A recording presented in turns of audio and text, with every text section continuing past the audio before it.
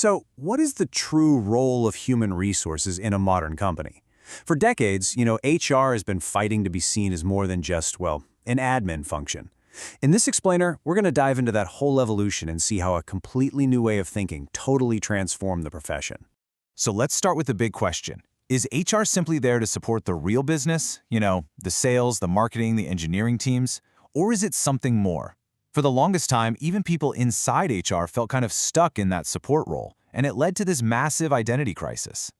And wow, this quote from a talk HR director just nails that frustration. The very term that was supposed to lift the profession up, business partner, was seen by some as demeaning.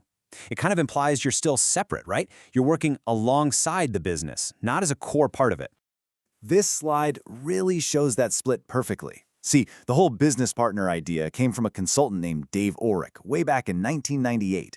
He argued that HR needed to evolve from being administrative experts into strategic partners. And look, the goal was great, but the label itself, it ended up creating a kind of split personality for the whole profession.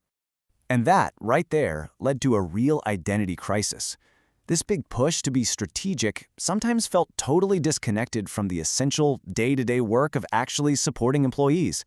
HR pros were left wondering, okay, so what is our main job here? Well, the reality, as Ulrich and his colleague later clarified, is that the role is way more complex. It's not just one thing, it's 5. A modern HR professional has to be an employee advocate, a developer of talent, a functional expert, a strategic partner, and a leader. No single title was ever going to capture all of that. So it became clear that arguing over titles like business partner was completely missing the point. The problem wasn't the role itself, it was the approach. To really prove its value, HR needed a whole new philosophy. And that new philosophy? It was human capital management, or HCM. And this wasn't just another buzzword. Okay, this was a fundamental shift in how HR operates and, more importantly, how it proves its value to the business. So, HCM gave HR a brand new mission: to use hard data and analysis to prove how people create value. It's all about connecting people management directly to business outcomes. You start treating employees not as expenses, but as human capital, a crucial asset whose value you can actually measure and grow. Think about it like this. For decades, businesses looked at HR as a cost center, a necessary expense. HCM gives HR the tools and, just as importantly, the language to prove it's a value creator, showing a clear return on investment for everything it does. So, how does it do that? Well, the new superpower for HR became metrics. Data, the ability to measure, analyze, and present information in a way that the rest of the business, especially finance, can understand and appreciate. Okay, let's make this tangible. Forget the theory for a second and let's look at a simple but really powerful real-world example. Imagine a contact center, and it's struggling with a very common business problem. The problem is a staggering 45% annual staff turnover rate. I mean, almost half the workforce is leaving every single year. Now, that's not just an HR problem, right? That's a massive cost in recruitment, training, and lost productivity for the entire company. So HR starts digging into the data. They find that new employees, on average, are handling about 16 calls per hour. Okay, that's our baseline. But, and this is the key, employees who stay for over a year, they're handling 20 calls per hour. See? The data is starting to tell a very, very clear story about the value of experience. And when you visualize it like this, the impact is just undeniable. Experienced staff are 25% more productive. Suddenly, HR isn't just talking about the cost of high turnover anymore. No, they're presenting a data-driven business case for investing in staff retention, showing exactly how much productivity is being left on the table. And this is the magic of HCM. It moves the conversation from just collecting data to actually using that data to drive strategic action and prove its impact on the business. Now for a more sophisticated example, let's look at the Nationwide Building Society in the UK. They launched what they called the Genome Project. It was brilliant.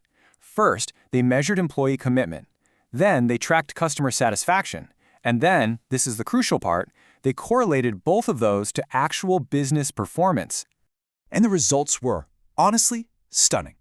They could statistically prove that a 5% increase in how satisfied employees were with their pay led directly to a 2.3% increase in personal loan sales.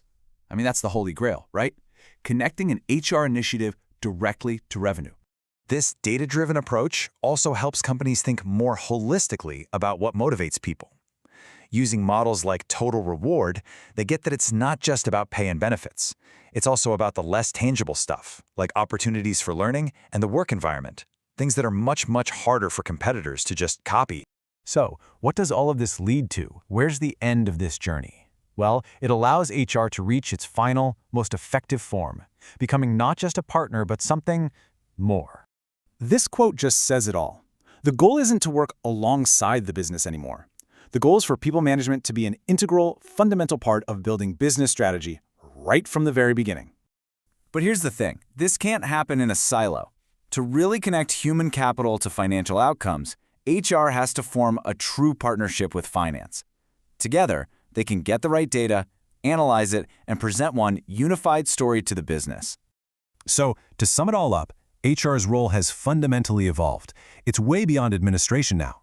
Human capital management gives it that business-oriented, data-driven framework. It provides the metrics to link what it does with people directly to how the business performs. And through that transformation, HR finally earns its seat at the table, not as a guest, but as an absolutely integral strategic function. And that leaves us with one last question to think about. Is your organization truly using its people data to create value? The answer to that really tells you just how far along it is on this journey.